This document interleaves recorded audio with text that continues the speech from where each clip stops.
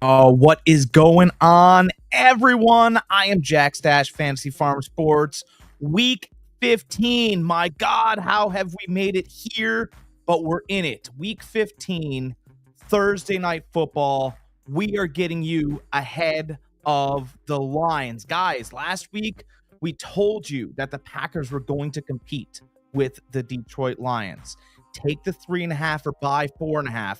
I bought 4.5. We didn't sweat or worry that entire game because the Packers needed to get a win and at least compete and show Detroit that they were a for real franchise, that first time that they lost by 10 wasn't going to happen.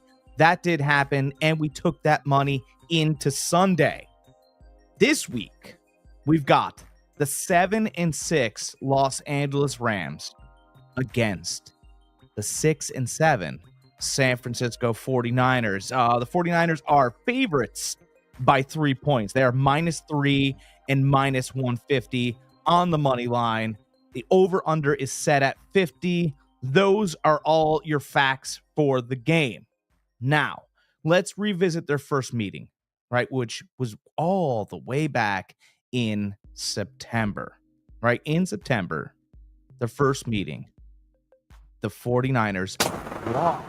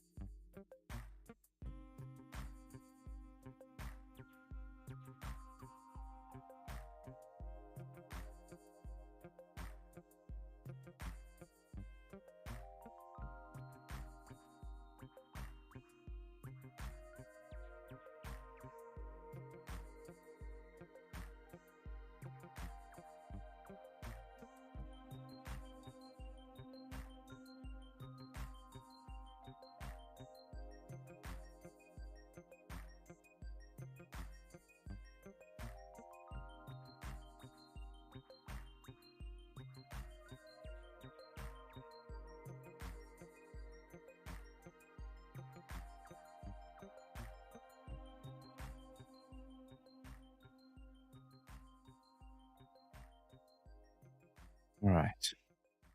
Man, when things get technical, they get really, really technical. Anyway, Week 15, Thursday Night Football, the 7-6 Rams versus the 6-7 San Francisco 49ers. I do apologize for the delay. Your money line sits at minus 150, and the over-under is set at 50. Look, at the first thing we need to do here is not, absolutely whatsoever, do not react to that Rams team beating the Buffalo Bills. Don't react to that.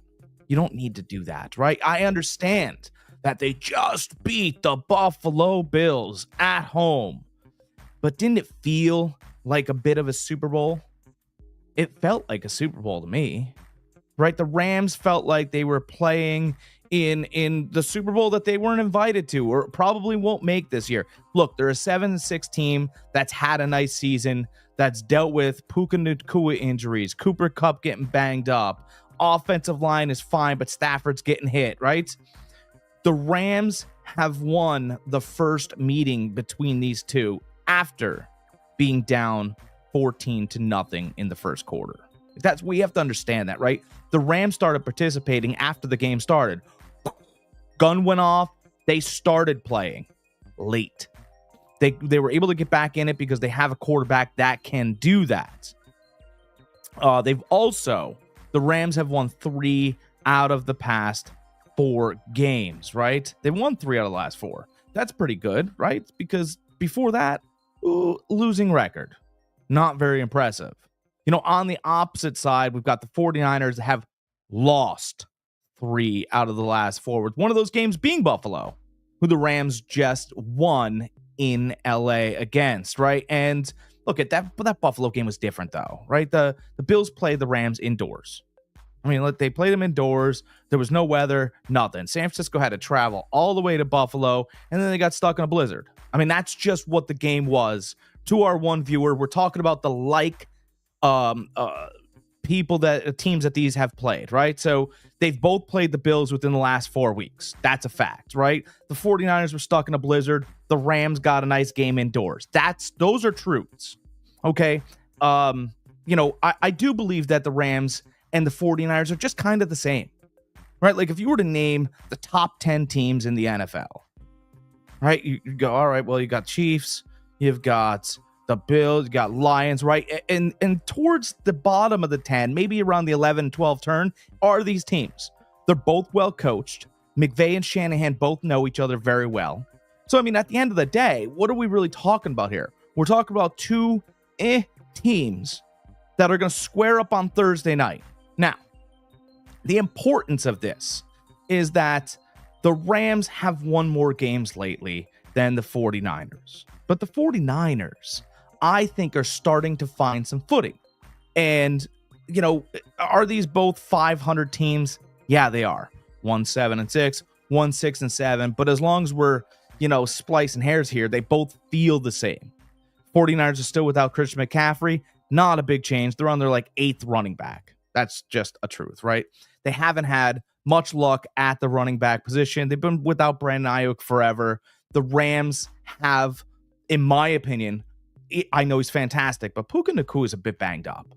I mean, we have to at least, every time that guy gets off the ground, he looks like a Mack truck hit him, or that he made his body contort in a way that it's not used to, right? I do believe that, Puka Nacua is a great player. He's fantastic. But, all things being equal here, I don't know how healthy he is. And as he goes, the Rams offense goes. That's absolute. When he is on the field, the Rams are electric. When he is not on the field, you've got real problems. I think you have mismatch problems. I know that Cooper Kupp's a nice receiver. He's not great. Cooper Kupp is not what he once was. He's still a fine receiver, blocks well, understands the intricacies of the offense. Beyond that, he's just fine. Nacua changes the offense. And I think if this was a game on Sunday, or he had a little bit more time to rest his legs, I think this Rams offense would be dangerous again. But in my humble opinion, I think Nakua's banged up. I'm not a doctor, but he does get up off the ground slowly every single time. And it worries me a little bit. Right? Again, we went over the 49ers loss to Buffalo. It turned into a blizzard, and in those circumstances, nobody's better than Josh Allen. I mean, let's be real, right? Brock Purdy was a nice story. He's done well at times, but he's not Josh Allen. He's just not that athlete. He can't move the ball at will whichever way he wants. He has to stay within the system, inside the structure. Sure, he can move a little bit. He's got a 40-yard arm, and he makes it work the best he can. That's Brock Purdy, and I understand that, he's been banged up a little bit this year too. The shoulder, the hip, the stingers. Brock Purdy's been banged up a little bit as well. Stafford's been banged up. Both teams on a short week. But the difference here is that the Niners didn't have to use a lot of energy to win. I mean, the Rams were trading haymakers with the Buffalo Bills. That was 44-42, all you want. You guys watched the game. It was fantastic. It had everything. The Rams had the ball last. That's why they won the game. That was it. Buffalo came back. The Rams came back. I mean, it was a fantastic game. Josh Allen had 6 touchdowns. All you can eat. 49ers had to play the Bears. And I'm going to tell you something. That game was 21-0 so fast, Vegas pulled down lines. You couldn't even bet on it. Chicago was so bad that they were like, we can't even figure out a spread for this. It went to 20.5, and that was it. So San Francisco was in complete control of that game. Not a lot of energy. Didn't get players injured. Beat up the Bears. I mean, it felt like old times, right? It felt like old times. The 49ers looked like they always have. The Bears were -3 into that game, and by the time you turned around, you couldn't even bet on it.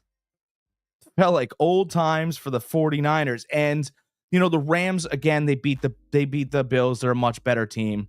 But in this case, on a short week, I'd rather less energy. I'd rather expend less energy against my opponent on that Sunday. I'd rather play a bum. I'd rather fight a guy that doesn't put up much of one so that I could turn around and play and get my body right for Thursday night. That's what I'd rather. I think it's much more advantageous for that team. The 49ers haven't looked good lately. But, I think of a quote from Godfather 3, right? You ever watch that movie? They're long movies, but they're great. Godfather 3, just when I think I'm out, they pull me back in. It's Michael Corleone, Godfather 3. That's how I feel about the 49ers. I have been out for weeks. I have been sitting there going, what has Kyle Shanahan done? Can't even compete with the Packers. Seahawks get them late. My God, what is he doing? And then I watched last week, and I went, well, God, I don't know. This team looks better. Listen, here's the truth. If teams are equal, all things are equal, what usually happens inside the division is you split games. It happens, right? Because you build teams to play against divisions. If they can do more than that, that's great. But you're trying to split the division. Heck, Pittsburgh's fantastic this year. Even Cleveland got them. Even Jameis Winston and Cleveland got the Steelers. Divisions. They fight harder. They're built against each other. That's how it's working. That's how it always has. These coaches are the same. The teams feel the same. The Rams came back and beat the 49ers the first time. Listen, that's perfect bulletin board material. Hey, boys, you had this game. You were up 14-0, and we were rolling, baby. We were rolling. That's how Kyle Shanahan's going to lay it out there. We were absolutely rolling against the Los Angeles Rams. And then you laid back and you blew it. You blew it. They started moving the ball on us. They got some confidence. Stafford started hitting some people. And all of a sudden you forgot who you were playing. Well, it ain't going to happen on Thursday night. That's how coaches get going with players. We need this win. Right? They're last in the division. The 49ers are absolutely dead last. Not by a lot. But they are dead last in their division. There's still time, though.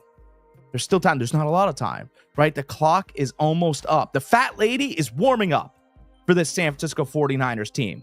But will she actually sing? Will she get that opera voice? Will she hit the anthem and ruin and end the 49ers season? Will she start to sing?